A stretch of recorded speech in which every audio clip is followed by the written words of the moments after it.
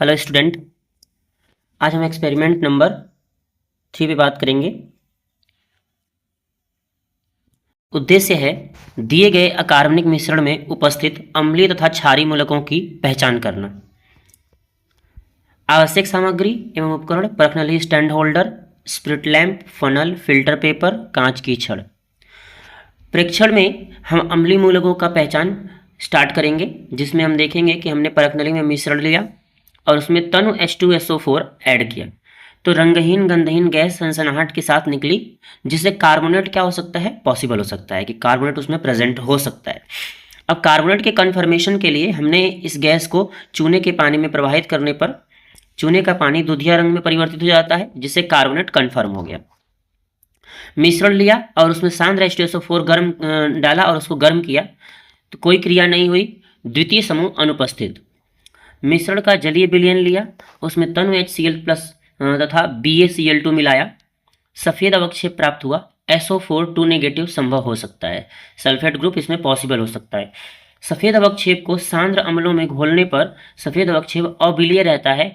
SO4 2 negative sulphate group क्या हो जाएगा, कन्फर्म हो जाएगा।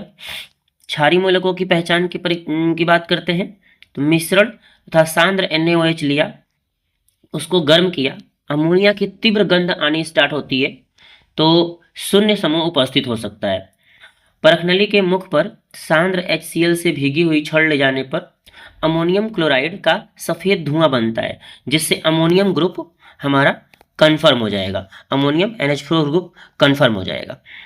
देन हम क्या देखते हैं कि मूल विलयन तथा तनु HCl को मिलाते हैं तो कोई अवक्षेप प्राप्त नहीं होता। मतलब इसका मतलब ये हुआ कि जो प्रथम समूह है वो क्या है, अनुपस्थित है, प्रथम समूह इसमें उपस्थित नहीं है। विलयन के थोड़े से भाग में H2S गैस प्रवाहित करने पर हमने क्या देखा, कोई अवक्षेप प्राप्त नहीं हो रहा है, इसका मतलब द्वितीय समूह जो है वो भी अनुपस्थित है।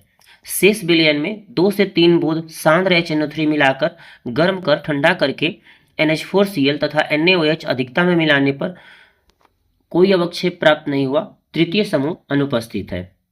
उपरोक्त विलयन के थोड़े से भाग में H2S गैस प्रवाहित करने पर कोई अवक्षेप प्राप्त नहीं हुआ, इसका मतलब ये हुआ कि चतुर्थ समूह भी क्या है, अनुपस्थित है।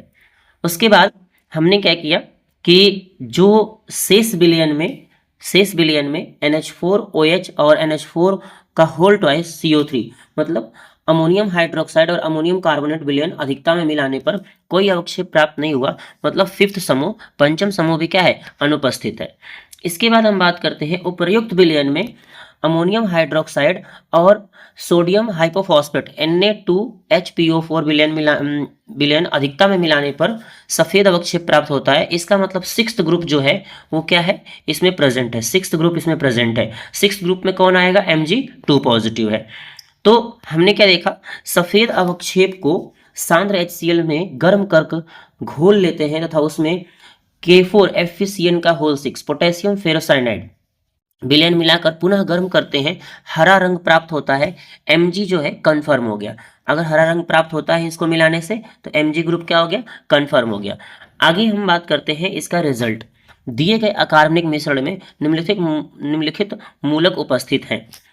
अम्लीय मूलक में कार्बोनेट है और सल्फेट है, और क्षारीय मूलक में अमोनियम आयन है और मैग्नीशियम आयन है। सावधानियां, परखनली साफ रखेंगे और शुष्क होनी चाहिए। अम्ल का प्रयोग करते समय सावधानी बरतनी होगी। बने अवक्षेप, बने रंगों को अच्छी तरह से ध्यान से देखना चाहिए। मतलब इसमें एक चीज ध्यान देना है कि परखनली होल्डर से पकड़ कर रखें और परखनली के मुख को अपने शरीर से दूर रखें, ताकि कोई भी रिएक्शंस के टाइम पे कोई अगर उसमें से जो मिक्सचर है या आपका रिएक्शन के दौरान कोई चीज़ अगर छटक के बाहर आती है, उसमें से निकल के बाहर आती भी है, तो वो आपकी बॉडी पे ना आए। इस तरह से आपका ये एक्सपेरिमेंट नंबर 3 है, आप लोग इसको लिख लीजिए। अगर इसमें कोई चीज़ दिक्कत करती है तो आप मुझे बताइएगा। Thank you. चैनल को सब्सक्राइब करिए, लाइक करिए, शेयर करिए।